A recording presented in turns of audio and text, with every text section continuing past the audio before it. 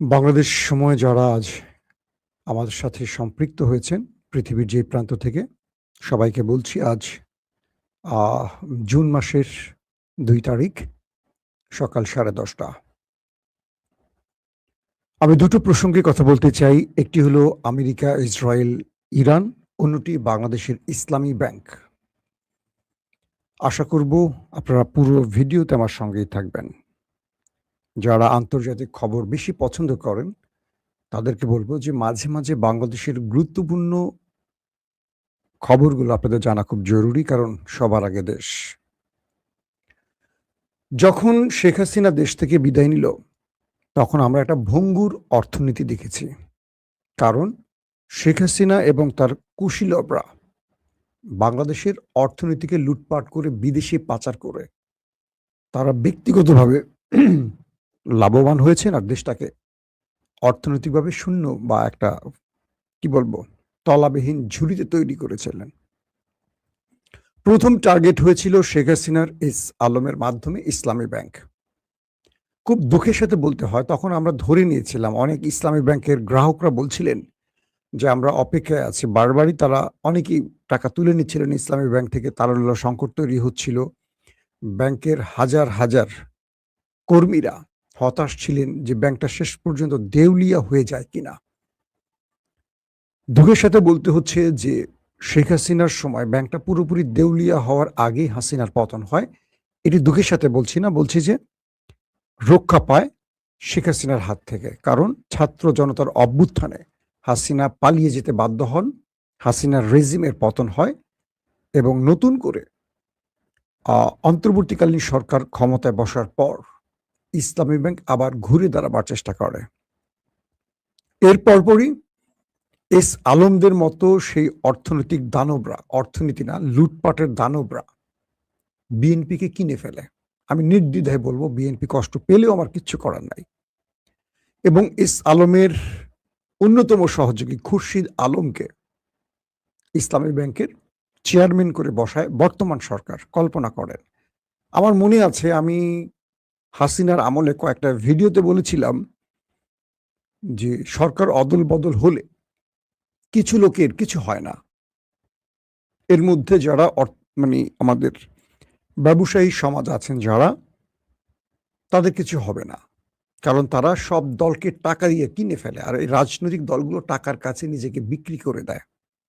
তেমনি আমার কাছে মনে হচ্ছে এস আলম যে হাজার হাজার কোটি টাকা লুটপাট করেছে, সেখান থেকে বড় একটি ভাগই সরকার পেয়েছে। আর বলেই এস আলম যেভাবে ইসলামী ব্যাংকে তার নিয়ন্ত্রণে রাখতে চায়, এটি বিএনপি সরকার এস আলমকে সেভাবে সুযোগ করে দিচ্ছে, যেটা ইউনূসের আমলে করতে পারেনি। বিএনপির জন্য সবচেয়ে বড় হুমকিটা কি আমি বলে দিচ্ছি। শেখ হাসিনা যত বড় বড় অপরাধগুলো করেছেন প্রথম এবং দ্বিতীয় টার্মে করেনি, তৃতীয় টার্মে এসে সবগুলো বড় বড় মিশন হাতে নিয়েছিলেন আস্তে আস্তে। আর বিএনপি এক লাফই বড় বড় সমস্যাগুলো তৈরি করছে। ইসলামী ব্যাংকটার প্রতি মানুষের আকর্ষণ কেন ভাবতে হবে। ইসলামী ব্যাংকটা বাদ দেন, বাংলাদেশে আরো কয়েক শত ব্যাংক আছে, নাম জানা নাম অজানা, আমরা হয়তো সব নাম জানি না। মানুষের আস্থার জায়গা ছিল ইসলামী ব্যাংক। তাই দেখবেন যে এই ব্যাংকটি যেখানেই শাখা খুলেছে মানুষ হুমড়ি খেয়ে পড়েছে। অন্যান্য প্রাইভেট ব্যাংকগুলোতে দেখবেন মশা মাছি মারার জন্য মানুষ নাই, টাই কোট দামি লাক্সারি অফিসে বসে আছে আমাদের ব্যাংকের কর্তারা, গ্রাহক নেই। আর ইসলামী ব্যাংকে দেখবেন হ্যাঁ খুব সাধারণ পোশাকের মানুষগুলো বসে আছে টুল টেবিল নিয়ে, কিন্তু হুমড়ি খেয়ে পড়ছে মানুষ। আস্থার জন্য সবাই ইসলামী ব্যাংকে যায়। আমারও ইসলামী ব্যাংকে অ্যাকাউন্ট, আমার ফ্যামিলির অ্যাকাউন্ট। আমরা অন্য ব্যাংকে যাই না, কারণ শরিয়া ভিত্তিক ইসলামী ব্যাংক, তাই আমরা এখানে যাই। সুদের প্রতি আমাদের আকর্ষণ নেই বা সুদ এড়িয়ে চলি বলে। কালকে কি ঘটেছিল দিলখুশা এলাকায়, ইসলামী ব্যাংকের গ্রাহকরা বর্তমান চেয়ারম্যান খুরশিদ আলমের পরিবর্তে পূর্বের যিনি ছিলেন চেয়ারম্যান তাকে বহাল করার আবেদন জানিয়ে সরকারের কাছে মানববন্ধন করছিল। সরকার ঠিক শেখ হাসিনার মতোই পেটোয়া বাহিনী, আমাদের পুলিশ বাহিনীকে লেলিয়ে দিলেন। গুলি করা হলো, টিয়ার শেল মারা হলো, রাবার বুলেট মারা হলো, সাউন্ড গ্রেনেড মারা হলো। 50-এর অধিক আহত হয়ে বিভিন্ন হাসপাতালে ভর্তি করা হলো। একটা শান্তিপূর্ণ মানববন্ধনে। তারপরও গ্রাহকরা মাঠ ছেড়ে যায়নি। প্রশ্ন হলো, বিএনপি কেন এস আলমের বা শেখ হাসিনার আমলে যিনি ডেপুটি গভর্নর ছিলেন সেই খুরশিদ আলমকে এই পদে বহাল করলেন? এই বহালটি কি বিএনপি নিছক এমনি করেছেন নাকি কোনো বিশেষ নির্দেশনা থেকে করেছেন? অনেকগুলো সূত্র বলছে যে এস আলম তার প্রতিনিধি হিসেবে খুরশিদ আলমকে ইসলামী ব্যাংকে দেখতে চান, আর এই কাজটি বিএনপি কে বলেছে, বিএনপি করে দিয়েছে, কারণ বিএনপিকে এটার জন্য বড় অঙ্কের কি বলবো উপঢৌকন দিয়েছে এস আলম। তাহলে বিএনপি ক্ষমতায় বসে লাভটা হলো কোথায়? আমার একটা প্রশ্ন বিএনপির কাছে, যে আওয়ামী লীগকে আমরা বিদায় করলাম কেন? এতগুলো মানুষের জীবনের বিনিময়ে আওয়ামী লীগকে আমরা বিদায় করলাম কেন? প্রশ্ন আসে না? এবং গত 3-3.5 মাসে এই সরকারের বয়সে আমরা তারেক রহমানের কিছু সাধারণ জীবনযাপনের বাইরে একটি বিএনপির উল্লেখযোগ্য কাজ দেখছি যেটা আমাদের চোখে পড়েছে বা রাষ্ট্রের জন্য বা জনগণের ভাগ্যের পরিবর্তনে ভূমিকা রাখছে। তারেক রহমান বাসা থেকে হেঁটে মসজিদে যাচ্ছেন, ক্যামেরার ভিডিওতে দেখলাম। তিনি হেঁটে অফিস করছেন, তিনি সচিবালয়ে অফিস করছেন, তিনি কৃষকদের নিয়ে সাধারণ পরিবেশে কথা বলছেন, মঞ্চে উঠিয়ে আনছেন।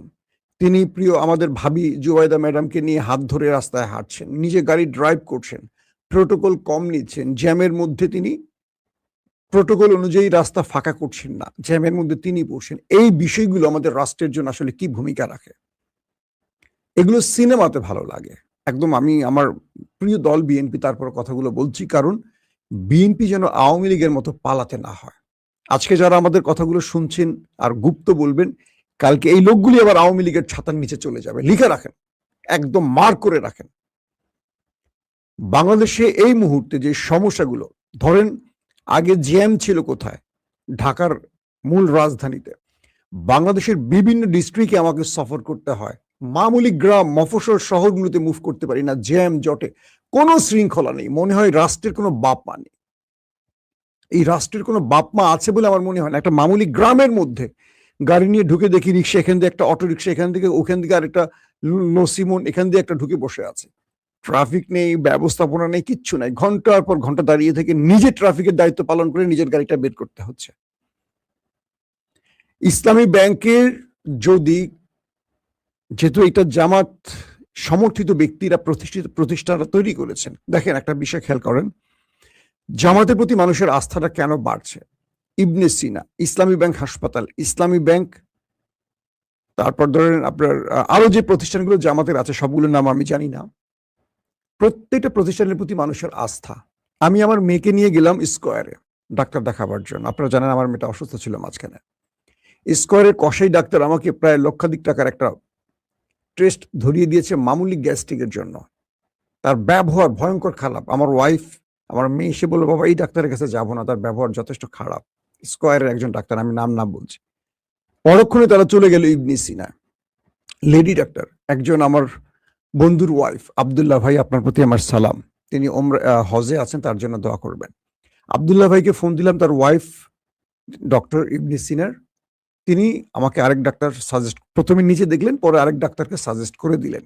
সেখানে চলে গেলাম, মাত্র 5-7 হাজার টাকার টেস্ট দিয়ে আমার মেয়ের রোগ নির্ণয় করলেন। আলহামদুলিল্লাহ, এখন পর্যন্ত আমার মেয়েটা আল্লাহর রহমতে ভালো আছে। মানুষের আস্থাটা কেন ইবনে সিনার প্রতি, কেন ইসলামী ব্যাংকের প্রতি? সেই আস্থাটা নষ্ট করে দিয়ে গেছে এস আলম। হাসিনার আমলে 1,90,000 কোটি টাকা দেশ থেকে পাচার হয়েছে। এই টাকাগুলো কোত্থেকে? আমাদের এই গরিব দেশের গ্রাহকদের টাকা।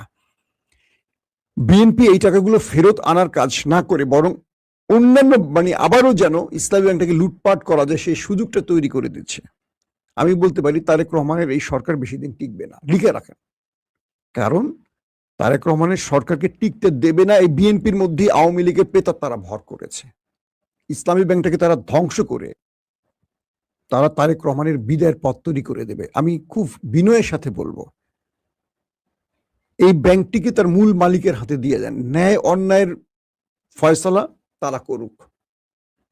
এই ব্যাংকটির প্রকৃত মালিক, যাদের কাছ থেকে ডিজিএফআই শেখ হাসিনার আমলে জোর করে নিয়ে গিয়েছিল, প্রকৃত মালিকের কাছে দেন। এই ব্যাংকটা দেশের অর্থনীতির অনেক বড় ভূমিকা রেখেছে। বাংলাদেশের সকল ব্যাংকে এক পাশে দাঁড় করান আর ইসলামী ব্যাংকে এক পাশে রাখেন, একা সকল ব্যাংকে বিট করে এই দেশের অর্থনীতিকে, এই স্বনির্ভর বাংলাদেশ তৈরিতে একটা বড় রকম ভূমিকা রেখেছে ইসলামী ব্যাংক। এটাকে খুরশিদ আলমদের মতো হাসিনা বা এস আলমের দালালদের হাতে দেবেন না, ধ্বংস করে ফেলবে। আপনারা দেশ চালাতে পারবেন না। আমি আবারও বলছি, যদি তাই করেন দেশ চালাতে পারবেন না। ইসলামী ব্যাংকের গ্রাহকদেরকে যদি জামাতের পক্ষ থেকে বলা হয় টাকা তুলে ফেলেন, কালকে ব্যাংকে পুরো ওয়ার্ল্ড শূন্য হয়ে যাবে। আপনারা কি করবেন তখন? লুটপাটটা কোত্থেকে করবেন?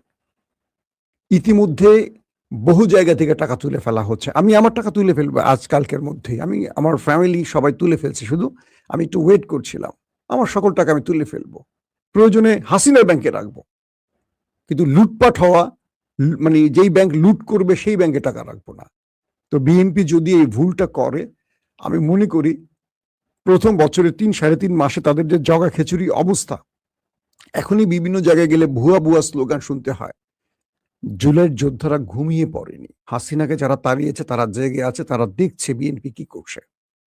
ওই যে রাস্তায় চাঁদাবাজ কিছু বসিয়েছেন আর কিছু পদ পদবি দিয়ে টেন্ডারবাজদেরকে বসিয়েছেন, তারা দল টিকাতে পারবে না। তারা গত 15.5 বছরের রাস্তায় দাঁড়াতেই পারেনি, বাগানে বাগানে ঘুমিয়েছে।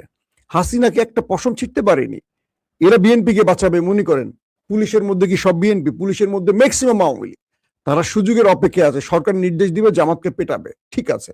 হঠাৎ করে ঘুরে দাঁড়াবে পুলিশ, হাসিনা ঢুকে পড়বে। হাসিনা ঢুকলে বিএনপি বাংলাদেশের ইতিহাসে কখনো ক্ষমতা আসবে না।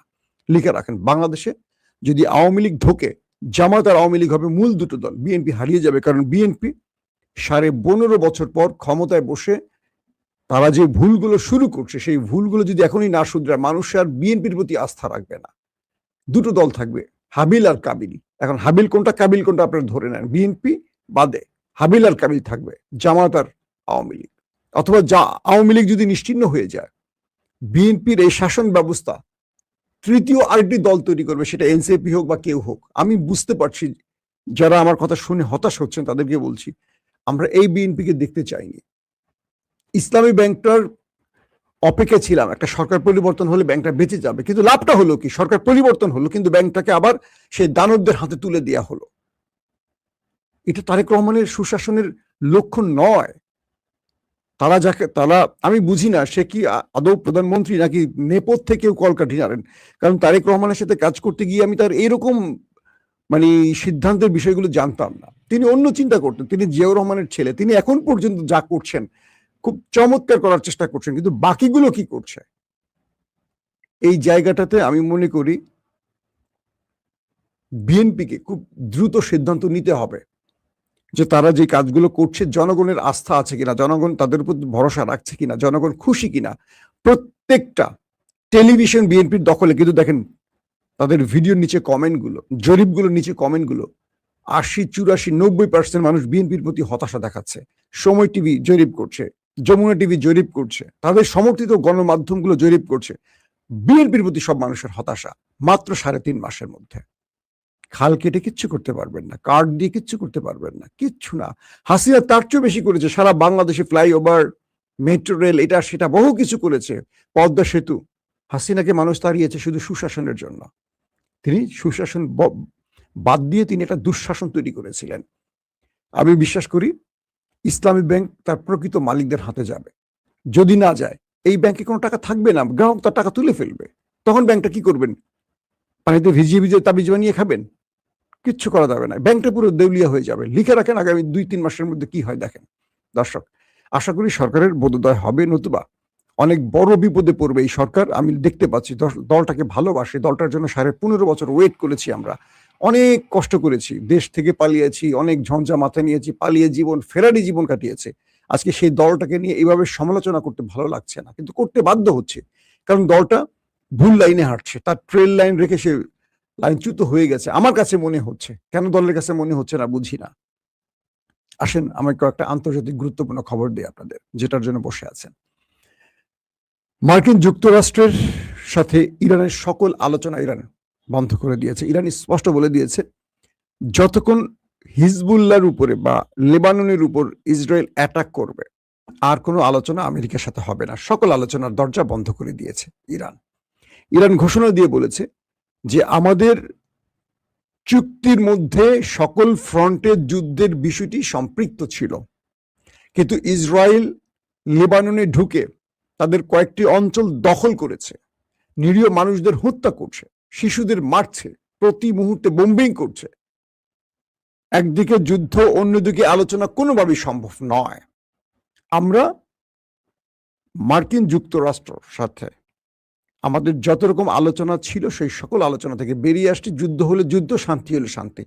যুদ্ধ হলে সকল ফ্রন্টে যুদ্ধ হবে, আর আলোচনা হলে সকল জায়গায় যুদ্ধ বিরতি চলতে হবে। তাই ইরান বলে দিয়েছে এখন আমরা যুদ্ধের জন্য প্রস্তুত, যে কোনো সময় আমরা অ্যাটাক করব। ইরানের এই হুমকির পর ডোনাল্ড ট্রাম্প নড়ে চড়ে উঠছেন। তিনি ফোন করেছেন নেতানিয়াহুকে। তিনি বলছেন যে তোমাকে আমি পোদ্দারি করতে নিষেধ করেছি।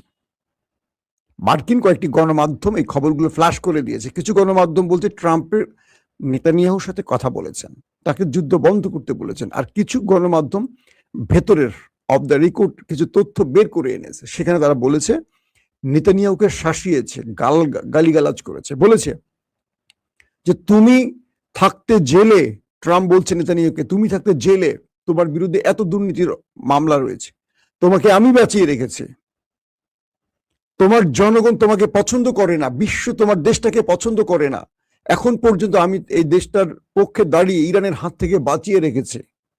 অফ দ্য রেকর্ডের তথ্য, হয়তো আপনারা আজকালকের মধ্যে পরবর্তী তথ্যগুলো পেয়ে যাবেন। তোমাকে রক্ষা করে আমি কি ভুল করেছি? তুমি আমার নির্দেশনা মানছো না, তুমি লেবাননে হিট করছো, ইরান এখন আবার হামলার হুমকি দিচ্ছে, সামনে আমার মধ্যবর্তী নির্বাচন, ফাজলামির এটা শেষ আছে। প্রচন্ড পরিমাণে নেতানিয়াহুকে শাসালেন, ধমকালেন ডোনাল্ড ট্রাম্প, এবং ডোনাল্ড ট্রাম্প বলছে দ্রুত তুমি লেবাননে যুদ্ধ বন্ধ করো, আর একটা হামলা লেবাননে হবে না, যদি হয় তাহলে তোমার খবর আছে। পরবর্তী ডোনাল্ড ট্রাম্প অন্য দেশের মাধ্যমে ইরানকে বলছে যে আমি নেতানিয়াহুকে শাসন করে দিয়েছি, ধমক দিয়ে দিয়েছি, তুমি তোমার আলোচনা থেকে সরে যেও না, আলোচনাটা খুব জরুরি। ইরান বলছে আমরা দেখতে চাই তোমার এই ভূমিকা কতটুকু কার্যকর, আমরা দেখতে চাই। যদি লেবাননে আরেকটা হামলা হয় আমরা ফুল ফ্রন্টে যুদ্ধ শুরু করে দেব। শুধু তাই নয়, হরমুজ তো আমরা কন্ট্রোল করেছি, আমরা বাবুল মান্দাব বন্ধ করে দেব, পুরো পৃথিবীর তেল যাওয়া আসা বন্ধ করে দেব। তেলের দাম 160 থেকে $200 চলে যাবে। তুমি কিভাবে কন্ট্রোল করবে করো, তোমার সাথে এখন আমরা বাণিজ্য যুদ্ধ এবং আমরা সামরিক যুদ্ধ একসাথে চালাতে চাই। তুমি আমাকে আলোচনায় রেখে আর ইসরায়েলকে লাগিয়ে দিবা নিরীহ হিজবুল্লাহকে মারা, কি বলে, লেবানিজদের মারার জন্য, এটা আমরা মানব না। এখন ইরান বাবুল মান্দাব বন্ধের জন্য হুতিদের গ্রিন সিগন্যাল দিয়েছে। আগামী কয়েক ঘন্টার মধ্যে যদি লেবাননে আর কোনো হামলা হয় তাহলে বাবুল মান্দাব বন্ধ করে দেবে ইরান। পাশাপাশি ইরান বড় ফ্রেমে অ্যাটাকে যাবে, কারণ ইরান এইটুকু বুঝে গেছে আমেরিকা তার কাছে ধরা খেয়ে আছে। ট্রাম্প তিনি আছেন এক মহা বিপদে। তিনি আরবকে বলছেন যে তোমরা আমাকে ঘাঁটি দাও যুদ্ধের জন্য, কাতার নিষেধ করে দিয়েছে, সৌদি নিষেধ করে দিয়েছে। কুয়েতের অনুমতি ছাড়াই অ্যাটাক করেছিল কুয়েতের আলী আল সালেম ঘাঁটি থেকে, সেখানে আইআরজিসি একাধিক সিরিজ মিসাইল এবং ড্রোন মেরে মার্কিন ঘাঁটিকে তছনছ করে দিয়েছে। বলা হচ্ছে মার্কিন অনেক সেনা সেখানে হতাহত হয়েছে, তাদের অনেক মূল্যবান সামরিক বা এয়ারক্রাফট ধ্বংস হয়েছে। রিপোর্টে মার্কিন গণমাধ্যম সিএনএন রিপোর্টে বলা হচ্ছে তাদের থার্ড প্রতিরক্ষা ব্যবস্থা ধ্বংস করে দিয়েছে মধ্যপ্রাচ্যে ইরান। এক একটা থার্ড প্রতিরক্ষা ব্যবস্থার দাম বলা হয়েছে $100 কোটি। আর গত দুদিন আগে আলী আল সালেম বিমান ঘাঁটিতে অ্যাটাক করে মার্কিন 3টি MQ-9 রিপার ড্রোন ধ্বংস করেছে, যার এক একটার মূল্য প্রায় $1 বিলিয়ন কাছে। এবার বলছেন আমেরিকার কপালে কেন হাত পড়বে না। আমেরিকা ইরানকে বলছে তুমি আলোচনার টেবিল থেকে সরে যেও না। এখন দেখার পালা আসলে শেষ পর্যন্ত কি হয়, কারণ এই মুহূর্তে ইরান তার আরেকটি শক্তি দেখিয়েছে। সে নতুন একটা ভিডিও রিলিজ করেছে, সেখানে দেখা গেছে পুরো হরমুজ প্রণালী ইরানের কন্ট্রোলে। ইরানের ছোট ছোট স্পিড বোটগুলো তারা মিসাইল নিয়ে পুরো হরমুজ প্রণালী কন্ট্রোল করছে, এবং ইরান সেটাকে ওয়ার্ল্ড মিডিয়াতে সাপ্লাই দিয়ে দেখাচ্ছে, দেখো আমেরিকা তোমাদের বলছে যে এই হরমুজ আমাদের কন্ট্রোলে আছে, এই জাহাজগুলো তোমরা এখান দিয়ে যাতায়াত করো। না, হরমুজ প্রণালী পুরো আমাদের কন্ট্রোলে, আমাদের অনুমতির বাইরে যারা আসবে আমরা তাদেরকে উড়িয়ে দেব। পুরো হরমুজ প্রণালী ইরানের দখলে আছে এখন পর্যন্ত। আমেরিকা যা বলছে, পশ্চিমা গণমাধ্যম যা বলছে মিথ্যে। আবার পশ্চিমা গণমাধ্যম আরেকটি খেলা খেলছে। তারা কি করছে, ইরানের প্রেসিডেন্ট মাসুদ পেজেশকিয়ান পদত্যাগ করেছেন এরকম গুঞ্জন তুলে পশ্চিমা মিডিয়া ইরানের মধ্যে আরেকটি প্যাচ লাগাবার চেষ্টা করছে। ইরান বলছে যে এমন কোনো ঘটনা ঘটেনি, এগুলো পশ্চিমা মিডিয়া ইরানকে দুর্বল করার জন্য, অভ্যন্তরীণ ক্ল্যাশ তৈরি করার জন্য পশ্চিমা মিডিয়া এই খবরগুলো, প্রোপাগান্ডাগুলো একযোগে ছাড়ছে। তাই বিশ্বকে এই প্রোপাগান্ডার বিশ্বাস না রাখার জন্য ইরান দাবি করেছে। নানান রকম তথ্য উপাত্ত দিয়ে এখন এক কথা কি বলবো, মিডিয়ার যুদ্ধ চলছে এখন। এই মিডিয়ার যুদ্ধে ইরান আমেরিকাকে সেই অর্থে দিতে পারবে না, কারণ পশ্চিমা মিডিয়া ফলো আমরা পৃথিবী সবাই করি, আমাদের টেলিভিশনগুলো, আমাদের পত্রিকাগুলো পশ্চিমা মিডিয়া ফলো করে। আমরা যারা পশ্চিমা মিডিয়া কম ফলো করি, আমরা ভেতর থেকে তথ্য নেওয়ার চেষ্টা করি, হয়তো এজন্যই আপনারা আমাদের খবরগুলো দেখেন। তো এই পরিস্থিতির মধ্যে আমেরিকা ইরান যদি আবার যুদ্ধে জড়িয়ে পড়ে, এটা হবে ভয়াবহ যুদ্ধ। কারণ ইরান বাবুল মান্দাব এবং হরমুজ বন্ধ করে দিলে মোটামুটি মানে কি বলবো, বিশ্ব পুরো অস্থির হয়ে পড়বে। ফ্রান্স খেপে গেছে ইসরায়েলের উপর, তাদের উপর নিষেধাজ্ঞা জারি করেছে কয়েকটা ক্ষেত্রে ফ্রান্স। আবার ফ্রান্সের প্রেসিডেন্ট ইমানুয়েল ম্যাক্রন ফোন করছে ট্রাম্পকে, বলছে যে তুমি যদি না পারো আমরা আসো আমরা একটা আলোচনা করে এই যুদ্ধ বন্ধ করি। পুরো ইউরোপ লকডাউনে চলে যাচ্ছে, পুরো ইউরোপ শাটডাউন হয়ে যাচ্ছে, তেল সংকট, আমাদের তেল শেষ। জাপান বলছে আমাদের রিজার্ভে আর তেল নাই, কি করব, তুমি যুদ্ধ বন্ধ করবে। সব জায়গা থেকে আমেরিকার উপর চাপ আসছে, ফ্রান্স, জাপান সহ আরো অনেক দেশের চাপ আসছে।